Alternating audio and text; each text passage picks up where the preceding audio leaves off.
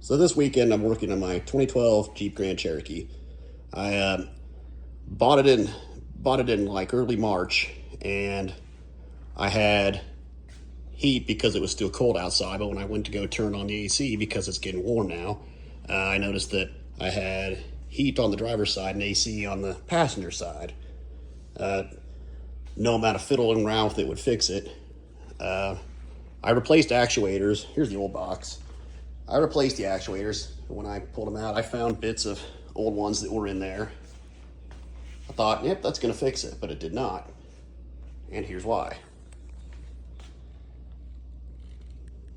That, I don't know what that's called technically, but it has a rubber seal around it, and this rubber seal, it's still tacky, even though it's been out for a day. But this is all melted. It is way off track. It was never gonna work no matter how many actuators I could have replaced it with. Passenger side's faring better, but it's still melted, but it's still somewhat free. Driver's side, it's just stuck. This probably is a result of, in the wintertime, everybody runs their heat on the max heat setting.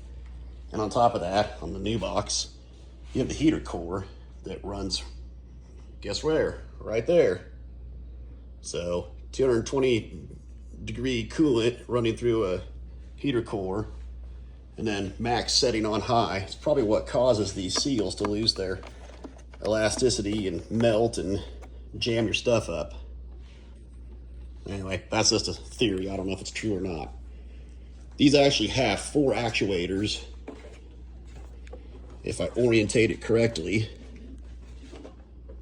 You have one up top, which I'm assuming switches it from heat to cool, or I'm not. Anyway, so there's one, there's 2. This is the passenger side, and then 3 on driver's side. And now I'll show you where the 4th one is. It's actually on the blower. Sort of easier to get to. Well, if anything, this could be said as easy. It is right there. And as you can see by the interior, you literally have to take everything out. Everything.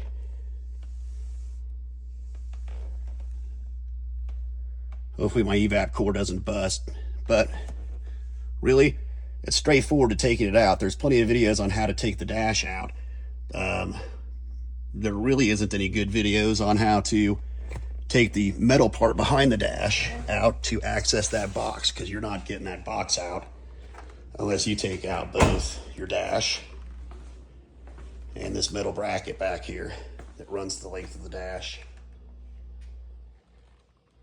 This just unbolts out, but the wire loom, and this is the back side of this, the wire loom is attached all along the back side, and you have to try to pry those little plastic push pins that are in there out. It's a pain. It can be done. You just unbolt the whole thing and work it a little bit forward at a time and go in there and pry them. And you end up with a workbench full of parts. Oh, I said workbench, but I meant trunk and back seat too. So anyway, it is a doable job. It's one you're going to want to take your time with. You don't want to force anything. I will say that on the dash, you have to try this yourself. There is an inch-long inch-long plastic, I don't know what it is, tab that pushes in through these 2 holes.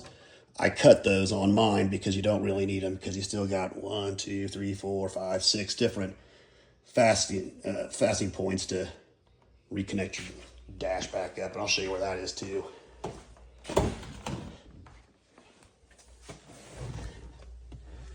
Those are like right here. Like here's one. Still got a little bit of a nub from one. There's another. There's the other right there. I cut those. I didn't want them. Didn't need them. I thought long and hard about it. But otherwise, to do it without that would be to take the whole center console out, or risk breaking your dash trying to pry it out from around there, and I wasn't gonna go that route. Then on this box, the way this box is set up in the vehicle, now you have this actuator up here. I'll show you because that's a new one. I'm gonna go back and forth here because I took the actuator off this. The way this thing sits is right up against the firewall, and as you can see, there is a pop tab there and a pop tab there. There's also, and I know they love to put those things in there, a hole there and a hole there for one of those gold screws. It's actually like a Torx bit. I think it's a T20 I used on those. I don't think anything was bigger than T20.